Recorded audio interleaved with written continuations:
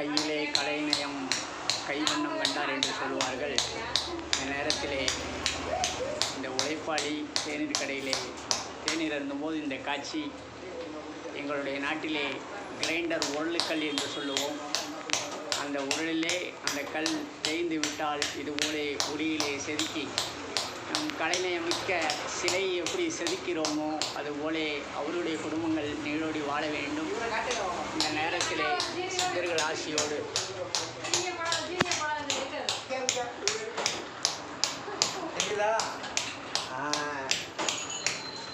ஒருவர் வெக்கப்பட்டு கொண்டிருக்கிறார். இதே ஊர் பகுதியிலே எங்களுடைய மாப்பிள்ளையும் நண்பருமான அவர்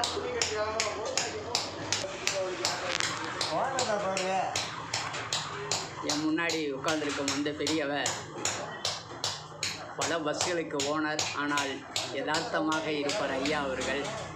அவ்வளோ ஒரு ஆனந்தமாக இன்றும் அவர் வாக்கிங் செல்வதுண்டு. அதுதான் அந்த காலத்திலே இந்த அவருடைய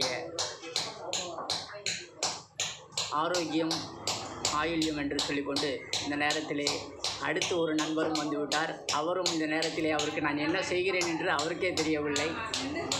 அவர் கையெடுத்தே கும்பிட்டு விட்டார்.